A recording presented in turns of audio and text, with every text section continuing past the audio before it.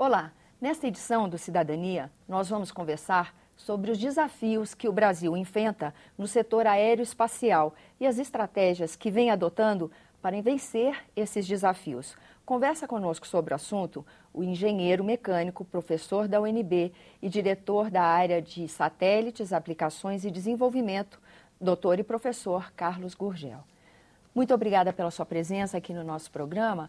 Eu gostaria de abrir pedindo ao senhor que fizesse um panorama para nós não iniciados nesse setor aeroespacial. Como é que está o Brasil? Até que ponto a gente depende do desenvolvimento de outros países? Até que ponto a gente tem autonomia? Como é que funciona isso no Brasil? Bem, é um prazer ter essa oportunidade. A gente pode dividir o setor aeroespacial em setor aeronáutico e o setor espacial propriamente dito. Então, embora as tecnologias, elas, em algum momento, elas possam ser aplicadas tanto num setor como no outro, e aí são o que a gente chama das dualidades, né? Mas os setores têm características e desafios que são específicos, né?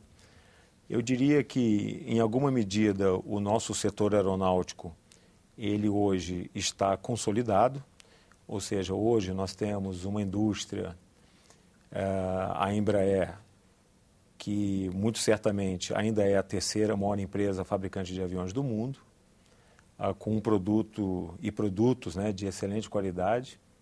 Nós temos também no Brasil uma fábrica de helicópteros, ou seja, também temos essa capacitação no Brasil, e um setor que orbita uma cadeia de fornecedores, tudo em torno desses dois exemplos práticos que eu estou colocando, né?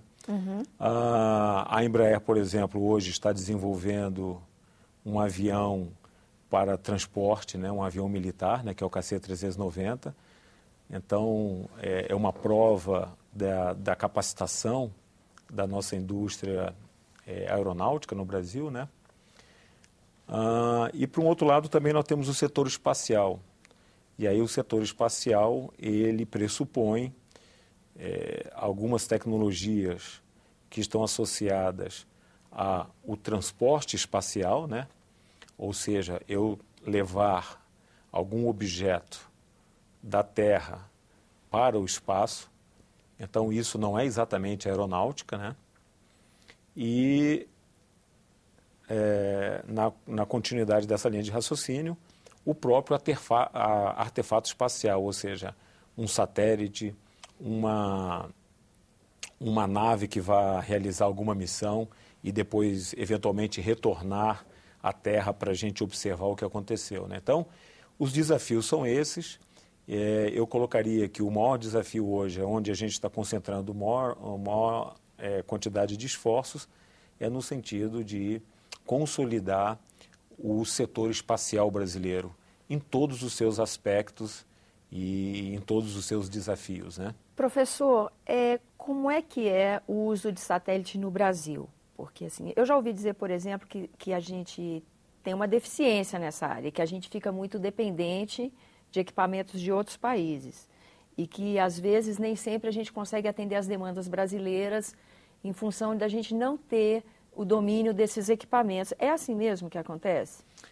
Bem, os satélites, de modo geral, eles têm vários propósitos, né? Por exemplo, nós temos uma quantidade razoável de satélites à nossa disposição para transmissão de dados de televisão, por exemplo. Então, não é difícil a gente encontrar antenas, né, de satélites apontadas para o espaço, e esses satélites têm o objetivo de transmitir basicamente sinal de televisão, né? Então, isso é uma coisa consolidada, é uma coisa que é providenciada quase que exclusivamente pelo setor privado, né?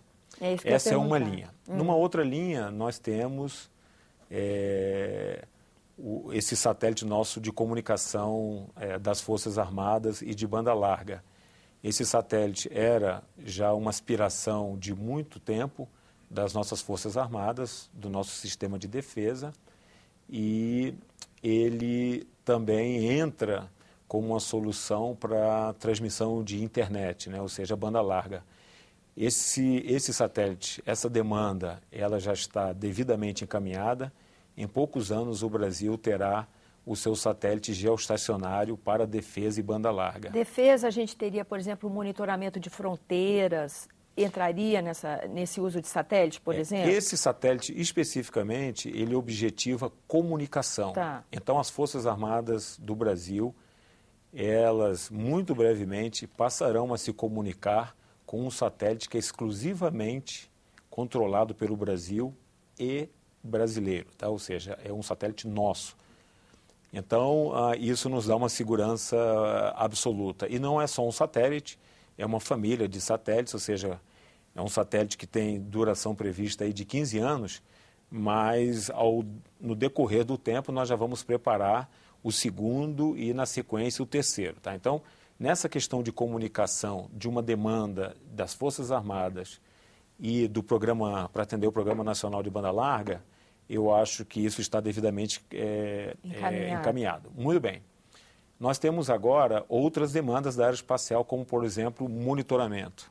Então, o monitoramento, ele pressupõe satélites específicos que fazem, por exemplo, usando uma expressão mais popular, eles tiram fotografias do nosso território, né?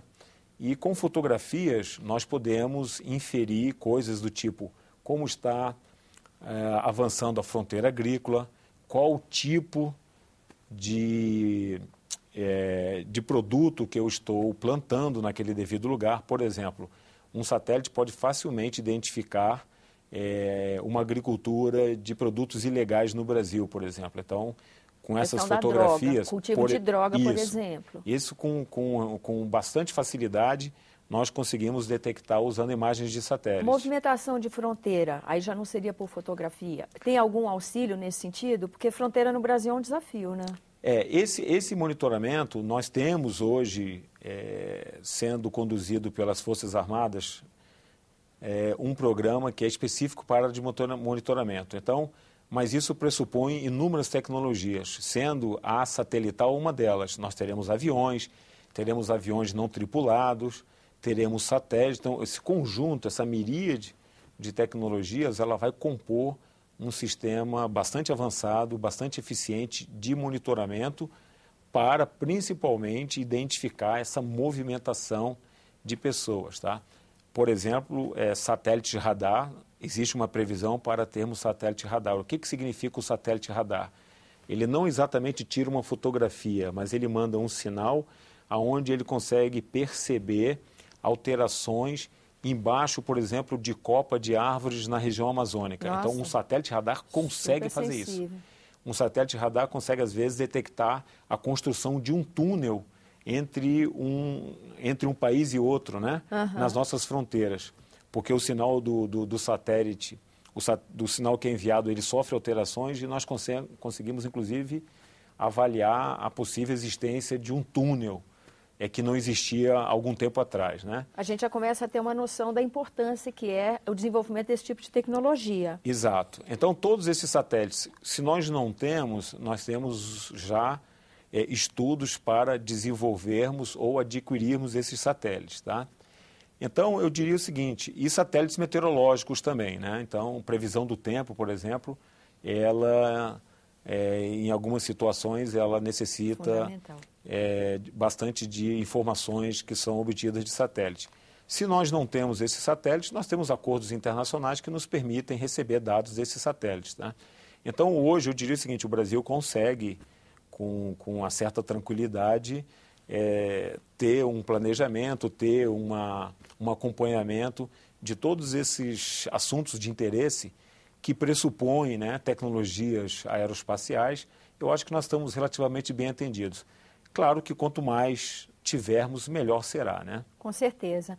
E nessa estratégia de continuar atendendo as demandas futuras e continuar bem amparado nesse setor, certamente nós vamos esbarrar aí num desafio que acho que é até a razão da sua vinda no nosso programa, que é a questão da formação de mão de obra, porque esse é um tema recorrente em qualquer setor da economia brasileira, esse é um gargalo, né?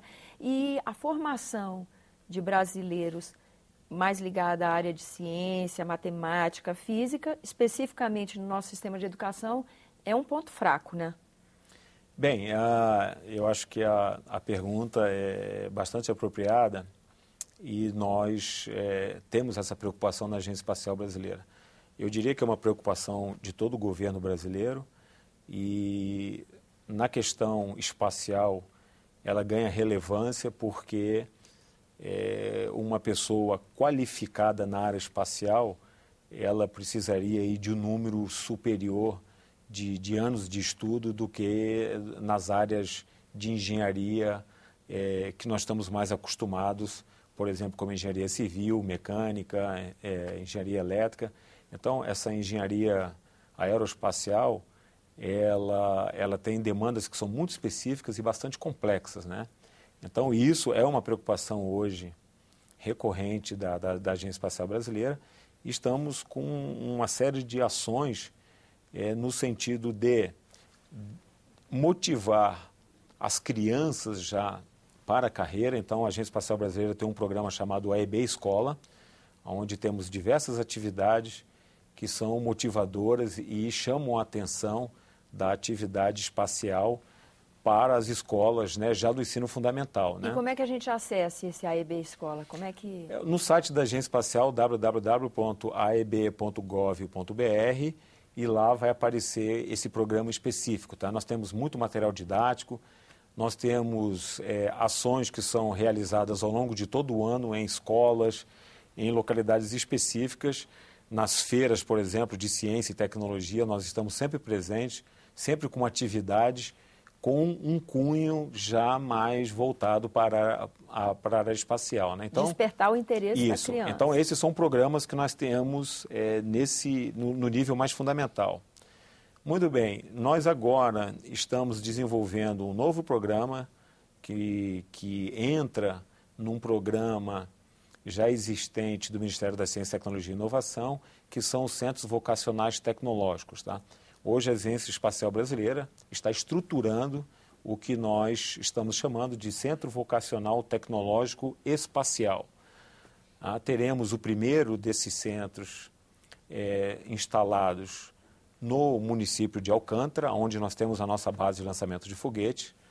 Então, nós vamos ter atividades que nós chamamos práticas, né, hands-on, ou seja, mão na massa, onde as crianças 3 meses antes vão se preparar para fazer uma missão usando satélites que são do tamanho de uma latinha. Que legal! E ao longo desses 3 meses, acompanhado de tutores com material didático que será fornecido pela Agência Espacial Brasileira, as crianças chegarão nesse centro, provavelmente para ficar 2 dias, e nesses 2 dias eles farão uma mini missão espacial, lançando satélite, recuperando dados.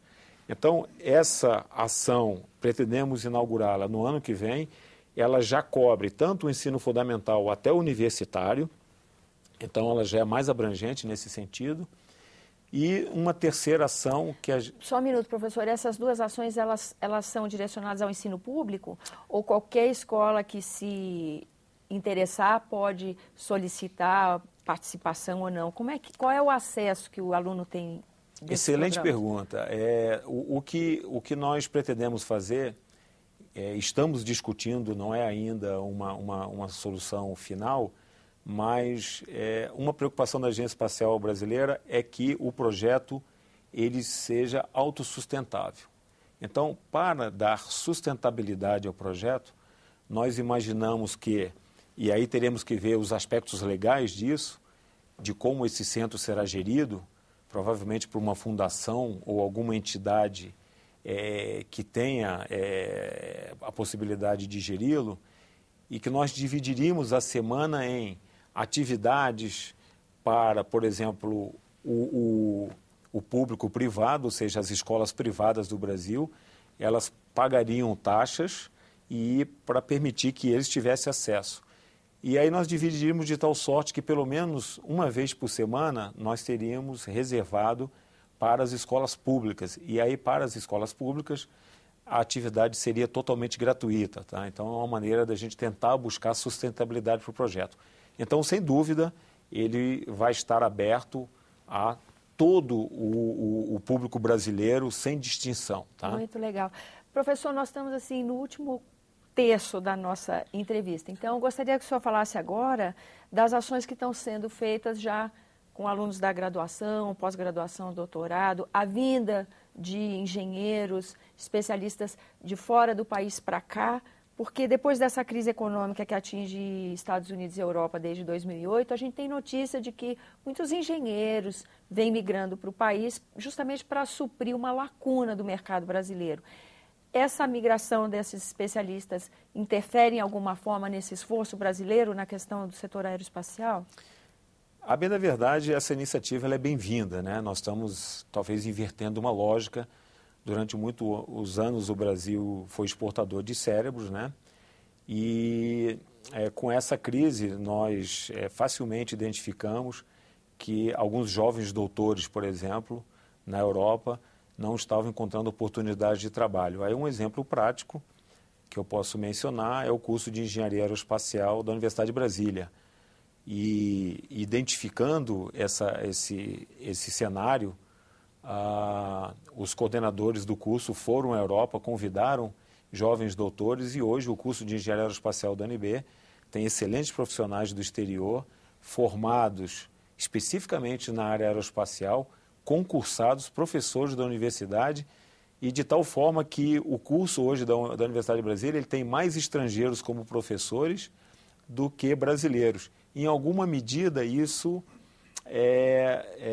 reflete ou reproduz aquilo que foi feito na criação do ITA há vários anos, quando vários americanos vieram para lecionar no ITA. Né? Então, em alguma medida, a Universidade de Brasília está replicando. E ajuda a dar uma excelência nesse núcleo sem dúvida. acadêmico. Na medida em que são especialistas e são de vários países europeus, tá? O próximo a chegar no âmbito do programa Ciências Sem Fronteiras para se juntar a esse grupo é um jovem doutor da Coreia do Sul, altamente especializado na área espacial e que, por algum motivo, se interessou em trabalhar no Brasil, ele está se incorporando a esse grupo. E nós temos exemplos aí também na área de graduação de alunos que foram para o exterior.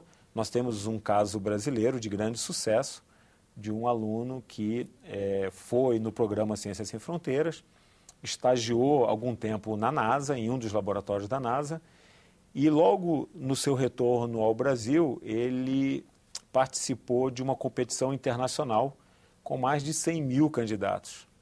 E ele foi o que chegou mais próximo da solução de um problema eminentemente técnico da aeroespacial. Esse jovem ele foi agraciado e ele fará uma viagem ao espaço como turista espacial, provavelmente já no ano que vem. Então, esse é um exemplo brilhante do programa Ciências Sem Fronteira, da capacidade dos nossos alunos, e isso mostra que essa conjunção, né, de ações e de aspectos relacionados ao ensino, ela pode trazer resultados fantásticos. Né? Então, são dois exemplos práticos aí que eu daria que comprovam esse retorno dos investimentos, né, na área de educação. Então, esse intercâmbio possibilita o tal do salto qualitativo, porque quando a gente fala em educação, pensar em salto, parece que você está querendo queimar etapas que não são possíveis de serem queimadas. Numa certa medida, então, esse intercâmbio é uma solução para esses problemas do ensino brasileiro? Perfeito. Então, por exemplo, a própria Agência Espacial Brasileira, no ano passado, se juntou ao CNPq. Nós lançamos um programa Ciências Sem Fronteira especificamente para a área espacial, com bolsas específicas para vencermos no curto prazo esses gargalos de qualificação de recursos humanos. Tá? Então, eu posso garantir que a agência tem acompanhado todos esses programas brasileiros, tem se valido desses programas para tentar, no espaço de tempo mais curto possível, qualificar esses nossos recursos humanos para que eles atendam às demandas futuras do Programa Espacial Brasileiro. Né? Professor, eu agradeço muito sua presença aqui no nosso programa, as informações tão interessantes que o senhor nos trouxe aqui para o Cidadania. E para você que nos acompanha, também agradeço a atenção. Esse é o programa Cidadania e você pode participar dele enviando sugestões ou críticas. Ligue 0800 61 2211, ligação gratuita, ou acesse www.senado.leg.br/TV. Até a próxima.